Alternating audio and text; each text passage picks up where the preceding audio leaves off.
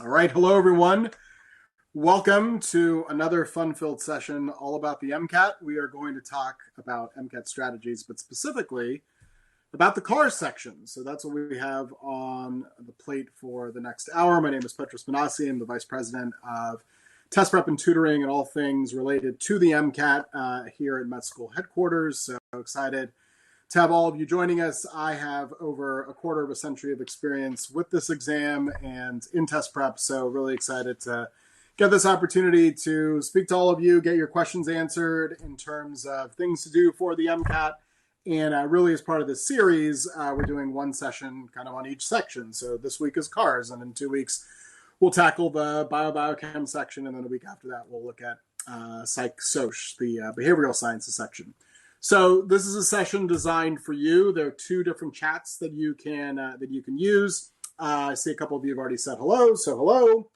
For those of you that have joined us before, welcome back. For those of you that this is the first time coming to one of these, welcome to Med School headquarters. Our mission is to really democratize the process as much as possible, get as much information out to students in terms of preparing for this exam. So if you have questions, feel free to put those into the Ask a Question chat. That's the second chat. I will answer all your questions. I just might not see them right away, or I might think, okay, I'm going to be talking about that later on, so I'll answer that then. So don't think I'm ignoring you. I'm just managing everything in terms of making sure that we efficiently use our hour together. So that being said, let's dive right on in so that we don't waste any time and really start thinking about kind of the progression of your preparation for the MCAT at large. And then very specifically today, we're going to be looking at cars, of course. And so what we have here is really kind of your generic timeline, right? Early on, over on the left,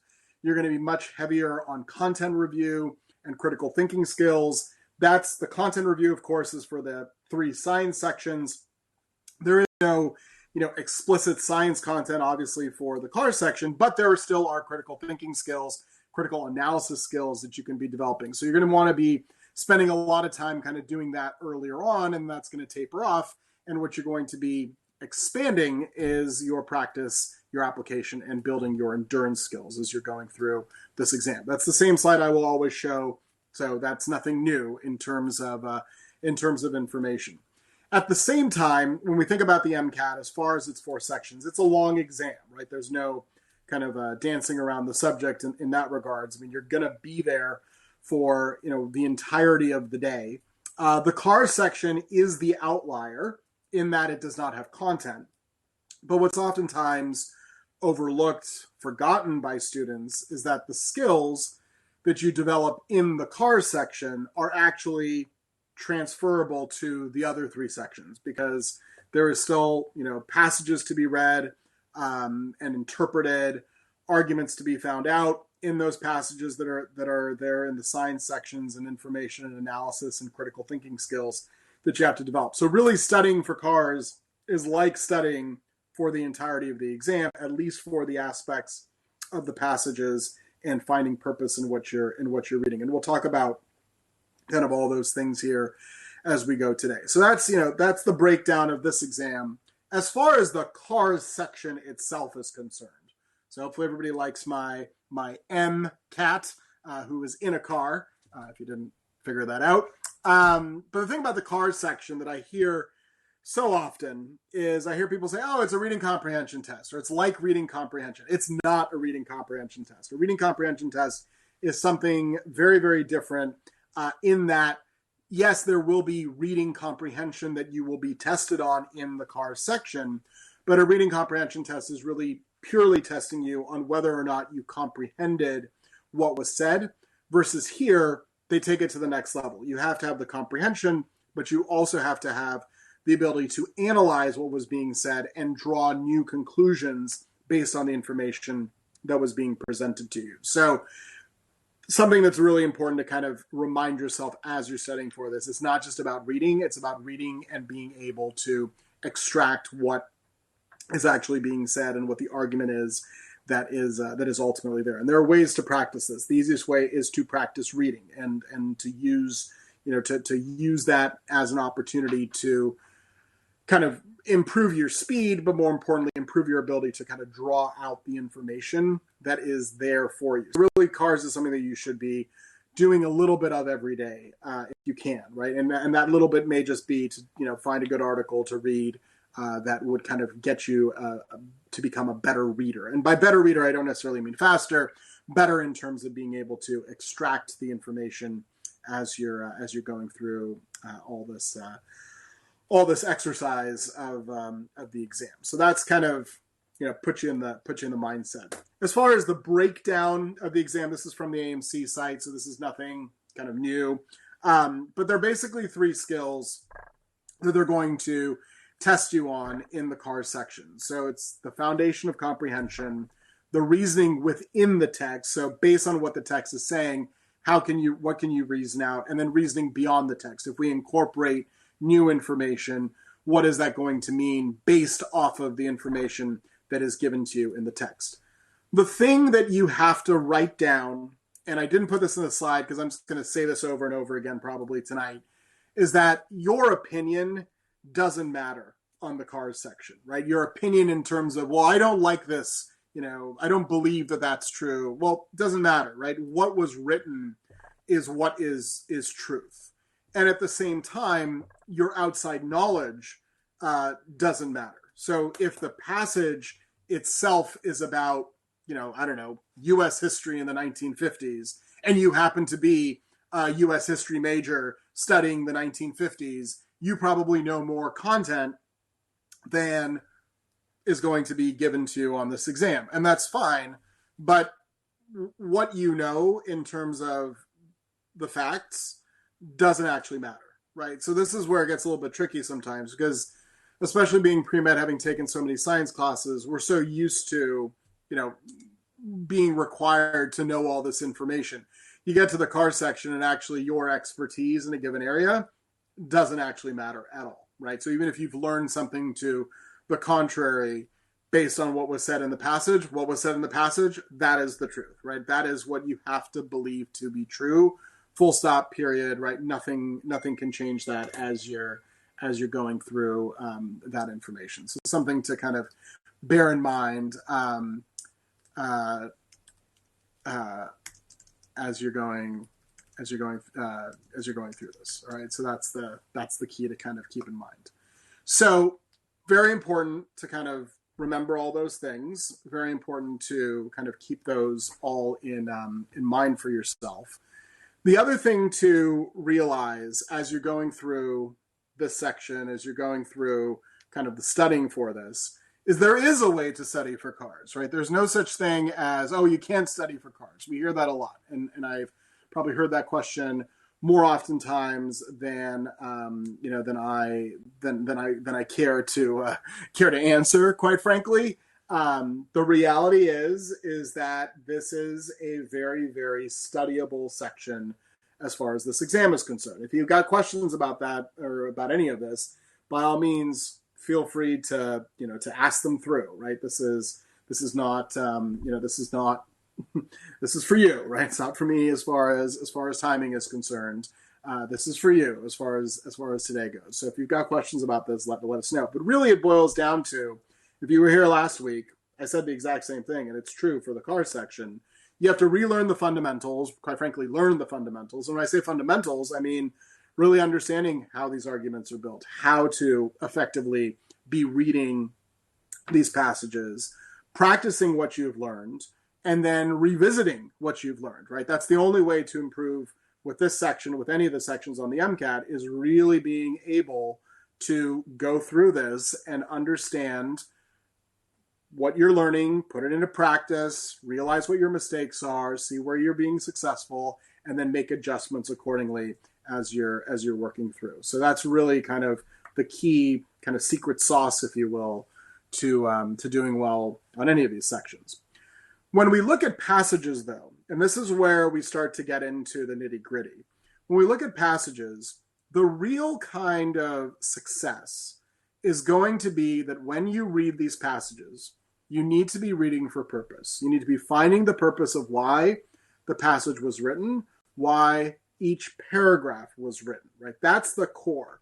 Doesn't matter necessarily what the details are. The details are there if you need them. The key is going to be about finding the purpose and the core argument that the author is making or that is being made in the passage.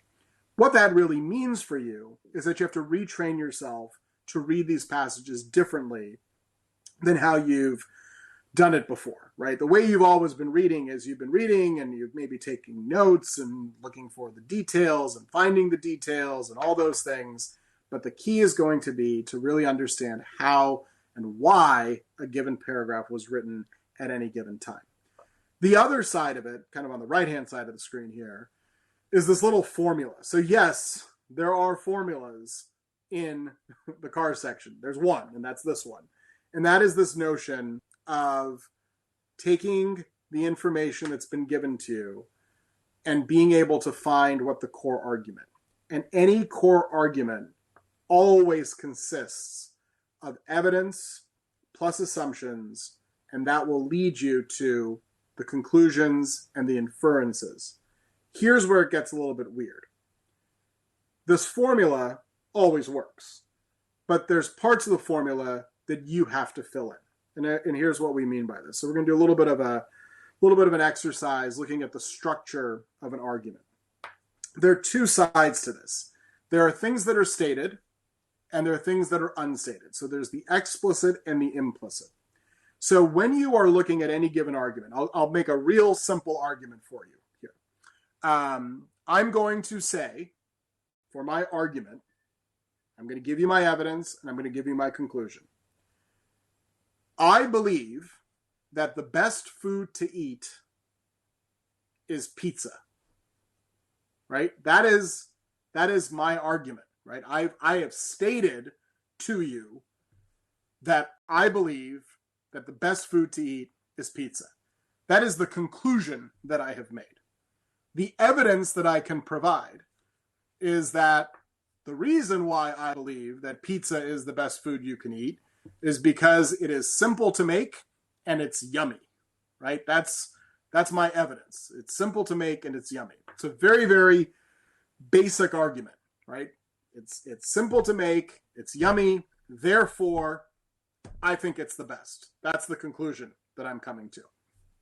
So what I haven't stated are the implicit assumptions, right? And this is where you can start to poke holes. So anything that leads me to the conclusion that has to be true is what's referred to as being an assumption. So if the evidence is it's simple to make, then the assumption that I'm making and that I'm not stating explicitly is that other foods are too difficult to make, right? So I say it's easy to make. I don't say because other foods are hard to make. I don't have to say it because that's not how we state arguments, right? We just state our evidence and we state our conclusion. And then the inferences are the unstated conclusions that I could draw, right? The unstated inference is that I actually think that other foods aren't that great, right? I didn't have to actually say it. By saying that I think one is great or the best, I'm therefore the inference, I'm without implicitly stating, or I'm implicitly not actually stating, that I think other foods are not great, right? So those are the things that I didn't necessarily say.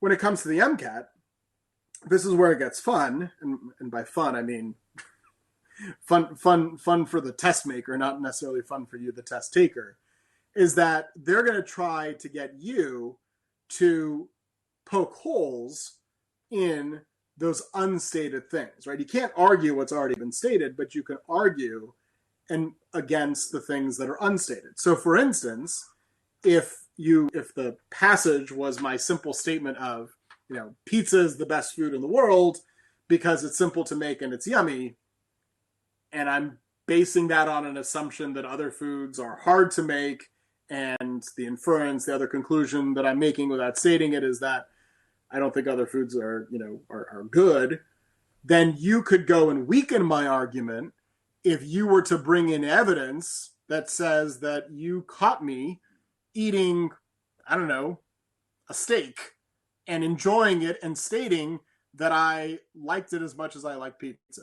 Because then you say, okay, now we can weaken Petrus's argument. Petrus's argument that he was making can't be true, or it is now weakened because I have found new evidence that shows that, hey, this guy actually likes other things too. He doesn't actually think that pizza, or he says that pizza is the best, but in fact, there are other things that he likes. This is what lawyers do all day long. So if you have any friends who are pre-law, this is basically what they're going to be doing. Lawyers are always trying to poke holes in the assumptions and the inferences that are unstated, and that's what they're effectively trying to extract from witnesses. Right? You see it on TV shows, you see it in true crime documentaries, right, where they try to pull out information and get somebody to contradict themselves, and that's basically what's happening here. So that's the core of the argument. Your job when you're taking the exam is to figure out what the author's core argument is, because those questions that are going to require you to reason beyond the text, even some of the ones that are within the text, they're going to require you to basically try to break down the argument, right? Or to make the argument stronger, right? To strengthen the argument. Strengthening and weakening questions are one of the most common categories of MCAT questions that you'll see out there. So something that's definitely important for you to kind of take into account as you're doing the setting. So we're going to kind of put this to the test here, and we're going to look at a passage together, and we're going to look at a couple questions, which will demonstrate to you what I mean by this. But if anybody has any questions about this evidence and conclusion, or questions in general about cars, I see no questions so far. I assume you have questions. There's a good number of you here tonight, so ask away as it were. So that's part one. Let's take a look at this passage. So this is a passage, and since we're talking about cars, I thought it would be fun to look at a passage that was about cars, not the MCAT cars, but actual automobiles. And here's what we have here. And here's the key. When you're reading on the MCAT, you have to train yourself to read differently from how you have read pretty much the entirety of your life. And the reason why I say that is that there's going to be a lot of detail, there's going to be a lot of information, and there's not a lot of time, and you have these questions that are kind of looming in your future. Big mistake that I hear a lot of students try, or they've heard it from somewhere, is they think, oh, I'm going to go read through the questions first, and then I'm going to go read the passage, because then I know what to look for, right? And that's a horrible, horrible thing to do, because you effectively are going to waste time. Jake asked a good question as far as how long to read the passage. Generally speaking, some passages are longer, some passages are shorter. You want to give yourself between 3 to 5 minutes, right? Usually 3 to 4 if you can get to a good efficiency, because the place you want to be really spending good time on is in the questions. The last thing you want to be doing is spending 10 minutes reading a passage and then not having, and then you've got to spend another 10 minutes doing the questions, or 8 minutes doing the questions. And then all of a sudden you realize, whoa, I'm now out of time. So, it's good to kind of get yourself in that mindset. Some passages are longer, some are shorter. This one's on the, slightly on the longer side. But that's kind of the general kind of category that you're going to fall into. So this one's a history passage. It's about the automobile. I'll give you, let's call it a minute. Go ahead and read it and take it from there. So you read this, and here's what I want you to do: is I want you to read this, but don't get bogged down in the detail. I want you to read this and try to find the reason. So here's the exercise. Try to find the reason, the purpose, why the author put pen to paper. Plain and simple, right? Nothing more than that. Why did they say, I gotta write this paragraph so that everybody can read it? So I won't even give you a minute. I'll give you 45 seconds. Take 45 seconds, read through this, and and then you can start typing in what you think what the purpose is. Sorry, my chair is sliding around a little bit too much for some reason. Go ahead and type into the chat what you've identified as being the purpose. So try that now and take it from there. I'll even mute my microphone.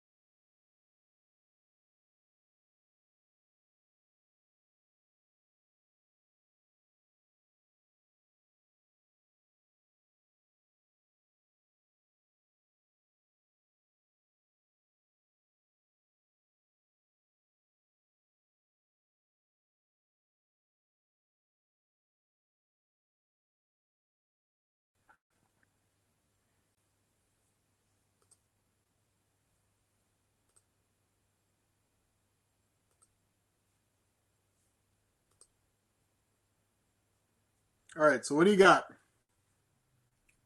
I see no one's typed anything in, and there's a ton of you here, so it's either that or it's a Tuesday. Um, type in what you identified as being the purpose for this first paragraph. This is paragraph one of a few, so there's more to come. That's what it is.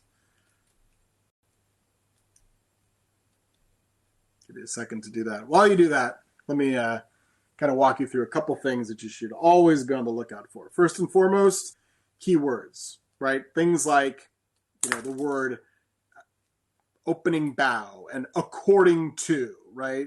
That's the that those are kind of key things.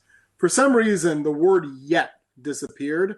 It should say yet historians of technology. So my apologies for that. I don't know what happened. I'm looking at my slides and it's there, and for some reason it's not showing here, which is kind of strange.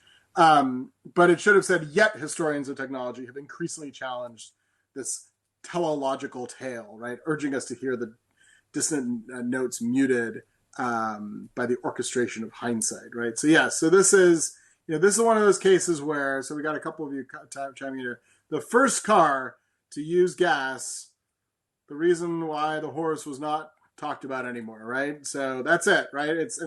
The purpose here, the reason why the author is kind of writing this down is they're setting up their argument, right? They're setting up their argument. They're saying, here's where my argument's going, right? My argument is that there's this kind of popular narrative that the horse-drawn carriage couldn't compete, and yet it disappeared, but it's actually not as simple as that. That's what the author's trying to put. It's not like, yes, poof, magic, all of a sudden there were no more horses walking down the street, right? That's that is the key. So that's kind of the beginning of things. And he does think that they aren't that revolutionary. Maybe we'll find out more. Is what it comes down to. So let's keep going and let's see what else the author says. So take another 30 seconds or so. Read this one through real quick. Yeah. So Nikki, real quick is my response. Like 5 to 8 words ish. Right. So, literally you could have written setting up their argument. Done. That's the reason why paragraph 1 was written. What the argument is, less important. They wrote the first paragraph to set their argument up. So they're setting the stage. It's an intro paragraph. Take 30 seconds, try this one. Read this one and let's see what we get.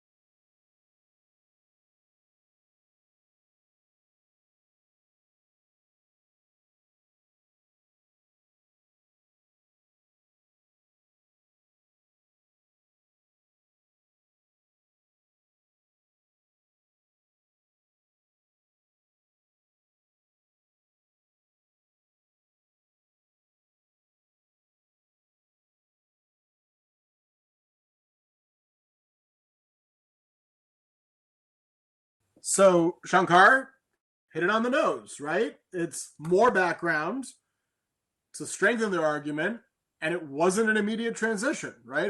That's what it is. It's the first paragraph sets up the argument. Second paragraph's like, all right, let me show you what I mean by this, right? So, even though there were motorists, people still had stables, right? Now he's trying to start. Now he's making his point. Exactly, Lily, right? He's coming in, or she's coming in and saying, here's the point that I'm trying to make. And in fact, they tell us that initially, as part of that, that evidence, they tell us that initially municipal governments liked electric streetcars. And it wasn't a clean sweep. They liked the electric streetcars. And actually, and this is where the therefore comes into place, it says that the triumph of the automobile is more due to the lobbying by the oil and rubber interests as to any intrinsic mechanical advantage, right? So they're backing up the thesis. Exactly, Hetty, right? So they're saying, look, there's this thing, but actually it was there was an outside factor that kind of came in and pushed cars on us. And I mean, this is what they're setting up for us. Right? This is a very classic structure as how an MCAT passage is going to look like. As I've set my argument, now I'm going to back it up. I'm going to tell you why. And they're not done yet, right? They're telling us, look, it wasn't a smooth transition. That's all you write. So I forgot already who asked the question 2 minutes ago about how many words. Nikki, you asked the question about how many words to write. Like, you can just write, it wasn't a smooth transition. Plain and simple. Outside factors, right? That's how simple you can put these as far as these purposes are concerned. Then we get to this next paragraph. Now here's a fun one. I'm going to take a pause. I'm not going to have you read this one just yet. We're going to do a little exercise.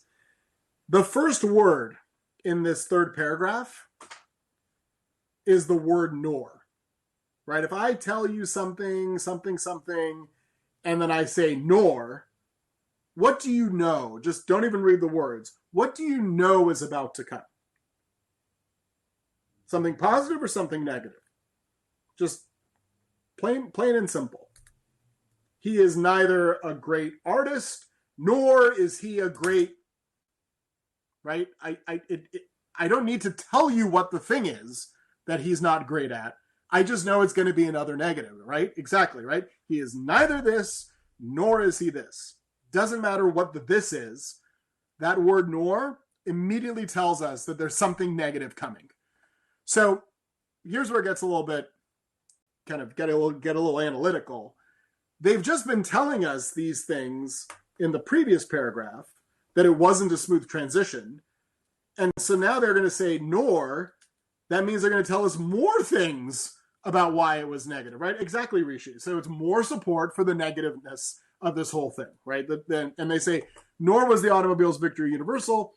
Now they give us these examples that Amsterdam, Tokyo, bicycles, rail networks, those are the ones that survived. Even in the United States, right? It was funded less by motorists than by farmers who wished to merely bring produce to the market on something other than rutted mud. So it's not like, oh, this car is this great thing.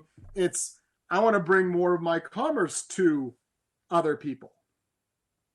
So this is where you can use, in fact, the structure of the passage. And this is not, coincidental. This is deliberate, right? This is a deliberate way that these passages will be written because they're testing you on analyzing and finding these things. So this is where, I hear this a lot from students. Tell me if you're in this boat, where people say, oh, I'm not finishing the cars section. I'm spending too much time on the cars section. And it's because we get bogged down in the timing, get bogged down in the reading. That's what affects the timing. I had a conversation a couple of weeks ago with a student who was saying, I'm having timing troubles. And I said, well, it's not that you have timing troubles.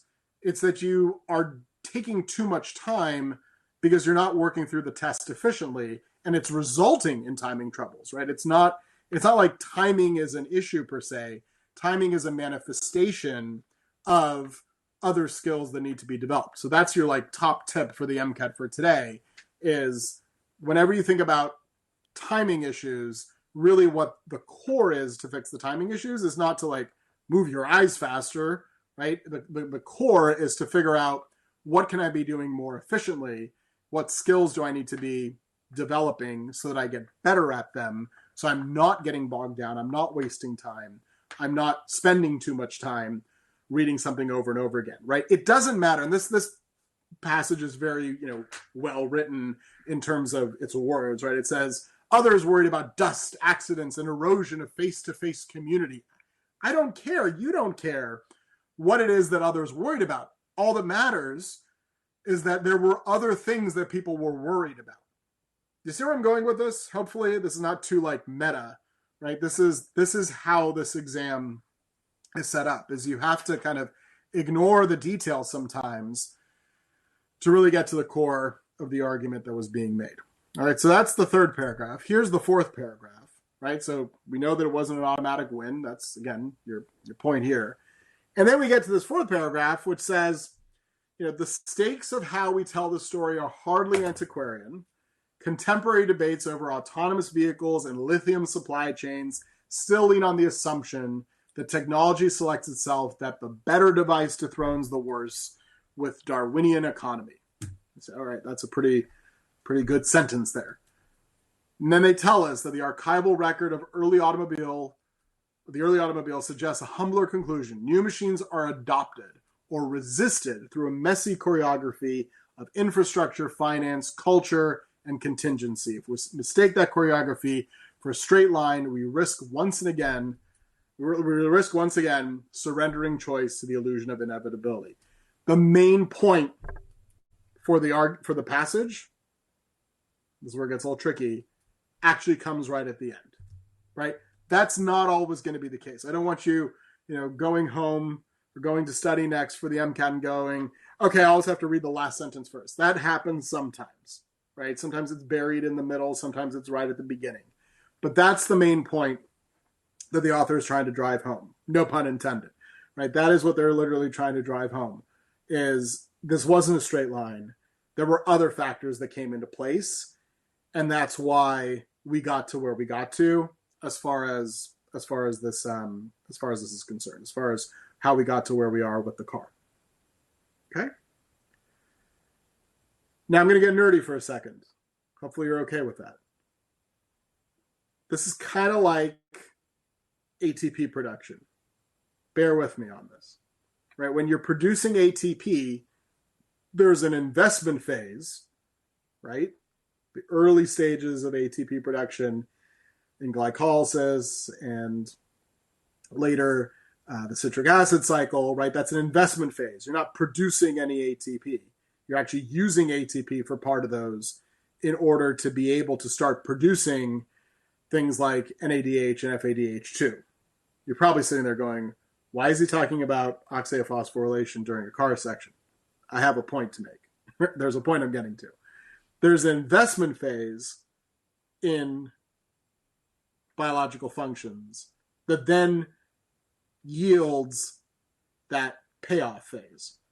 Reading the passage, identifying the purpose of each paragraph, identifying what the core argument is, that's the investment phase. You haven't earned any points yet.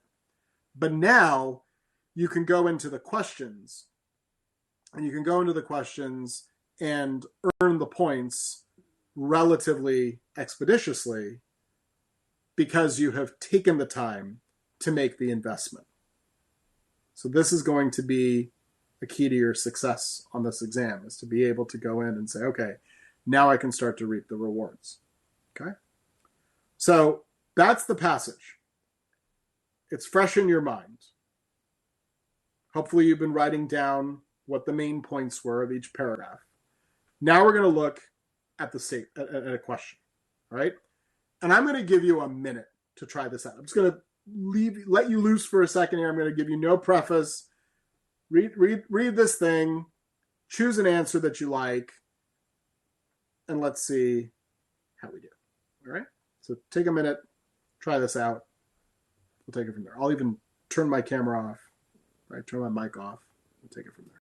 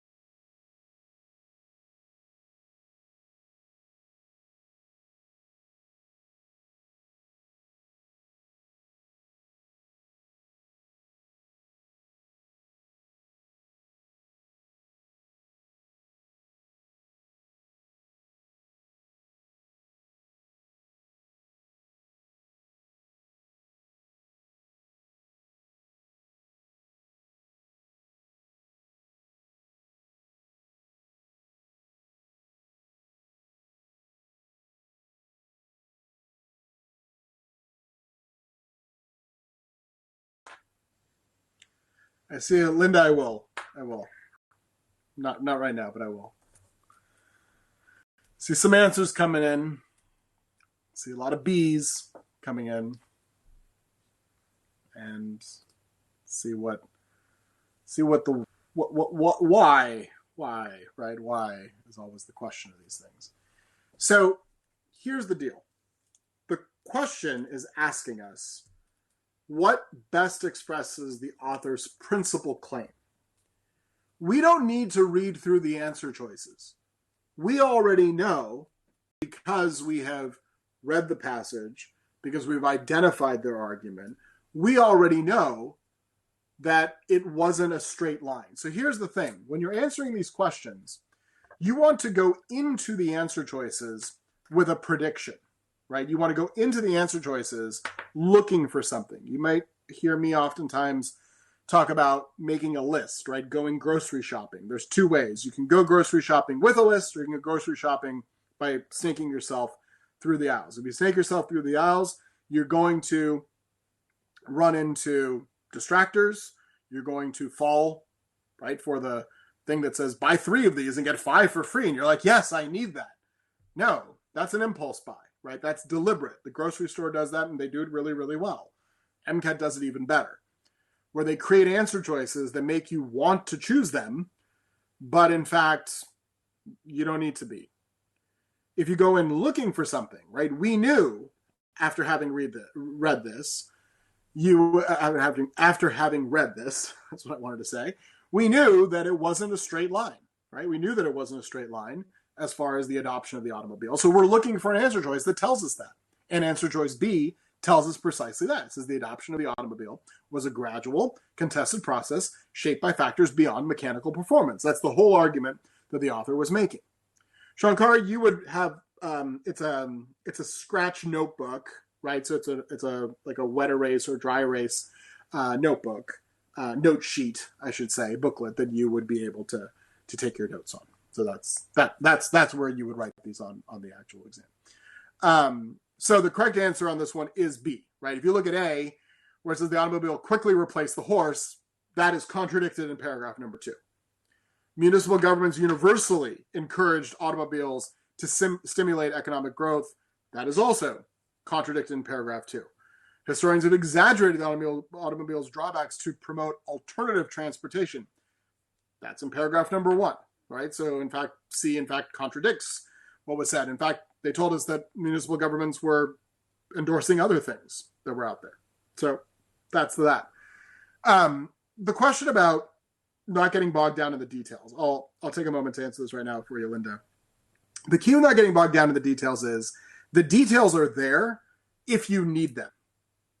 Meaning, if you have to go back to a certain paragraph where they mention the details. This one is a little less so. But for example, if they were to be talking about a painter, right? And they say examples of his works that exemplify how well he drew, outdoor scenery include paintings like, and then they list off a bunch of names of paintings that this painter painted. You don't need to know what the names of the paintings are.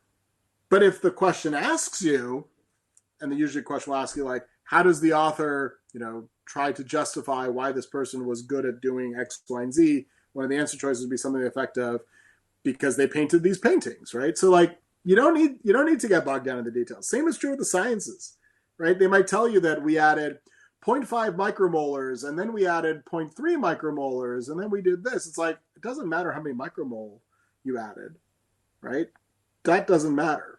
It matters later if there's a calculation that you need to do. The sciences also, this is the same skill. The sciences almost, try to create those distractors. Sometimes they'll put a formula in and you think, I got to use that formula with one of the questions, then it never actually shows up in any of the questions. So, it's just a matter of making sure that you're looking at things in the right way, not getting bogged down in those details and just reading for the purpose. That's the key. Is the way to get not bogged down in the details is to read for the purpose, not to read for the details that are in the paragraph, right? Or the examples that may have been given.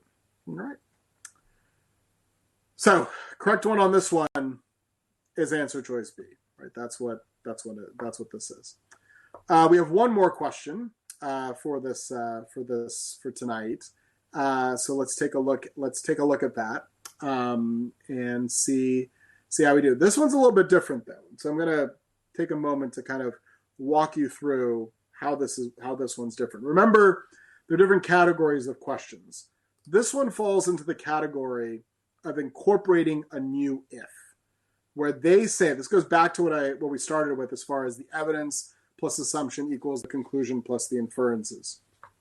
Now they're asking you, or they're requiring you, to incorporate new information that wasn't in the passage, but using the information that was in the passage, you predicting how you think the author would respond.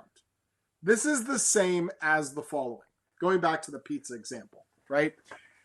Let's pretend that we're really good friends, right? We've known each other for years.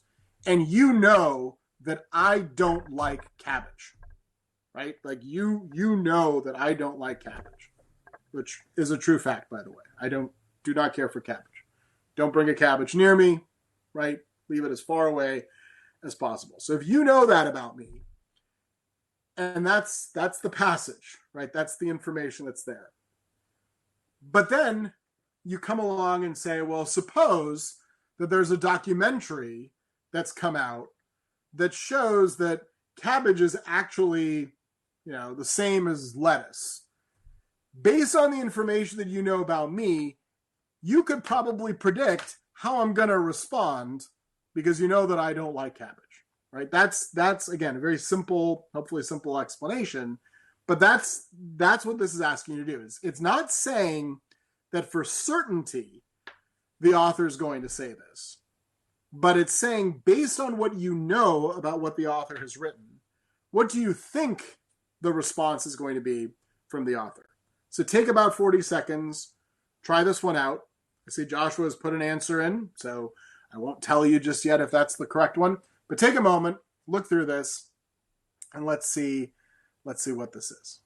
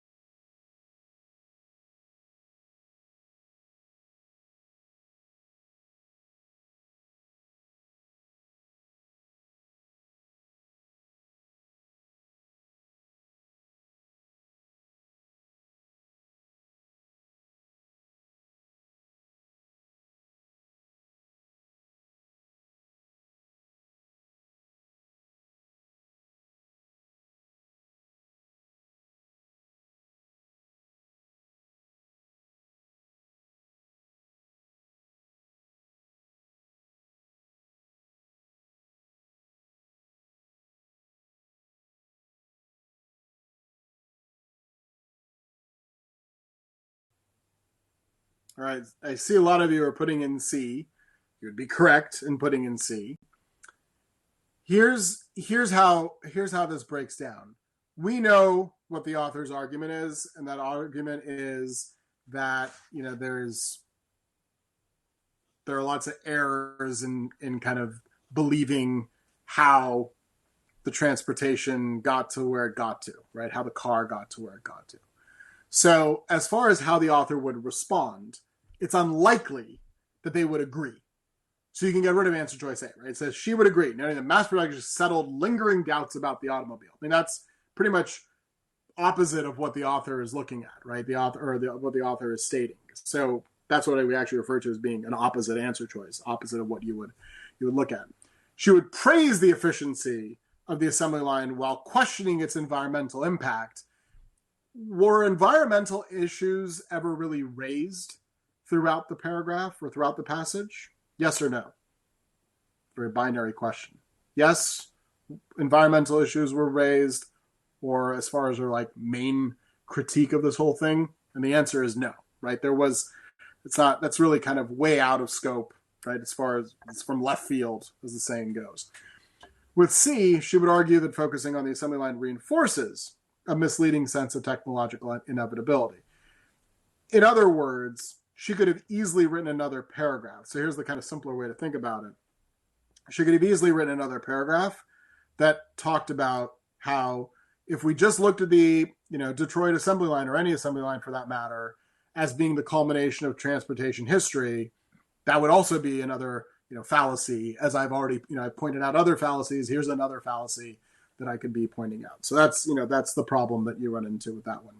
And then with D, where this is really, where it's kind of this real outlier, she would criticize the documentary for ignoring European contributions to automotive engineering.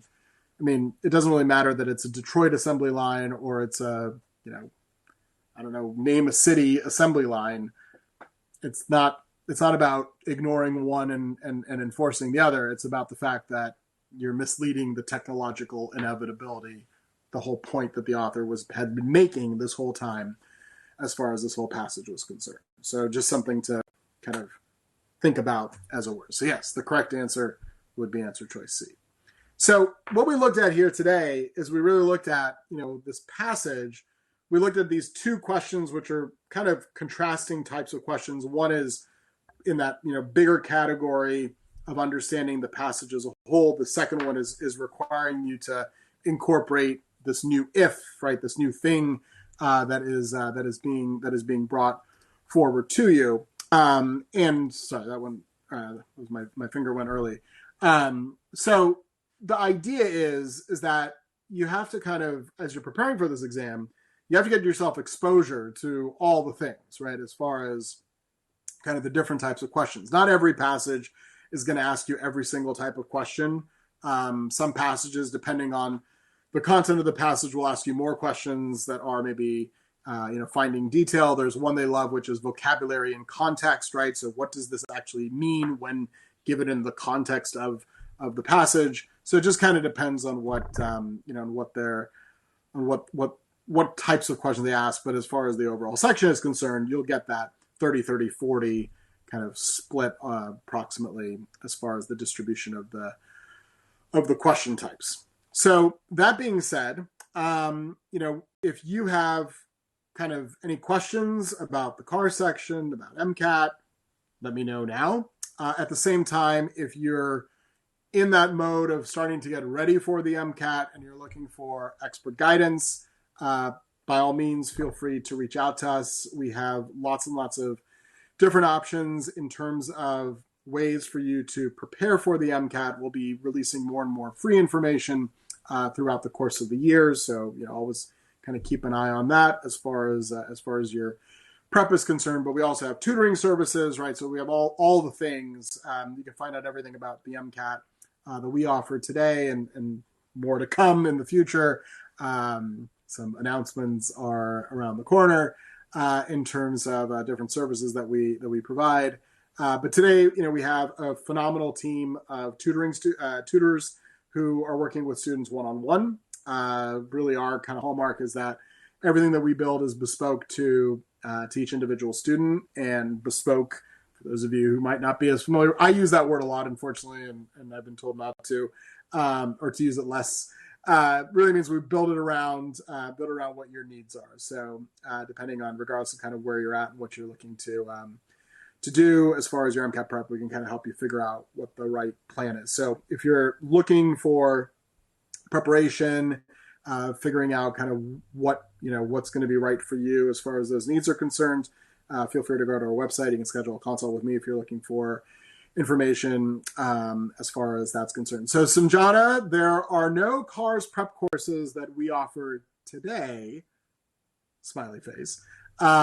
We have cars tutoring available, but stay tuned is what I will say.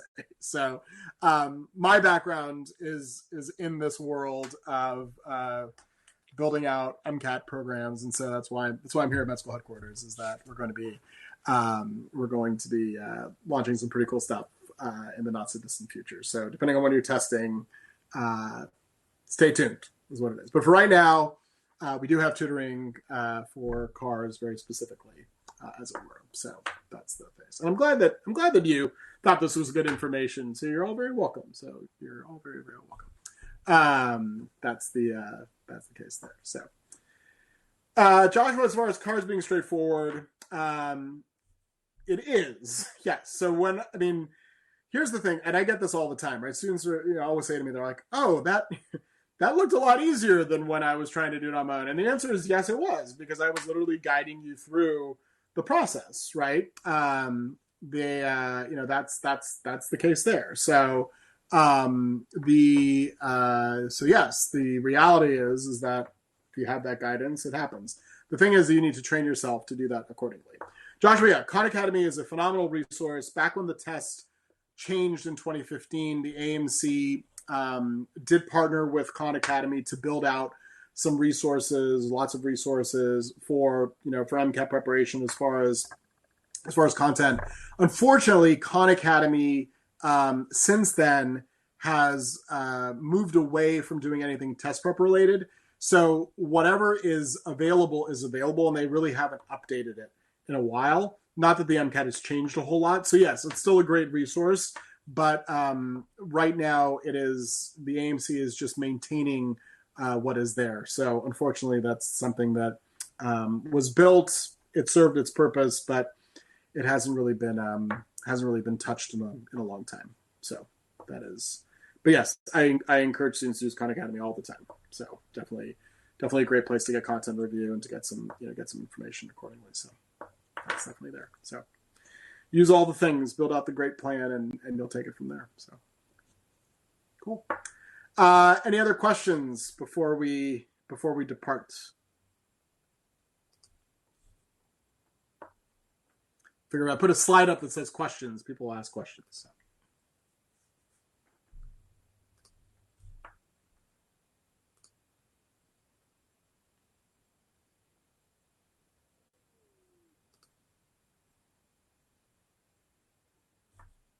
Very welcome. You're very, very welcome. Come back in 2 weeks. We don't have one next week because we knew that school is starting for a lot of folks. So we deliberately did not schedule one for next week. So that's why we don't have one next week. It's not, we didn't miss anything. We just didn't put one on the schedule for that purpose. So we'll be back the week after with the next one of these workshops, which is going to be all about biochem. So yes, if you're registered for this event, you'll get a recording. So it'll be available to you for sure.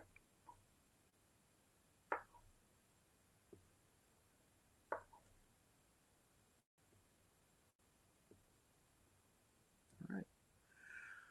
Well, it looks like there aren't any more questions, so we'll wrap things up. But by all means, if you have questions, feel free to reach out to us on our website, and we'll be in touch for certain.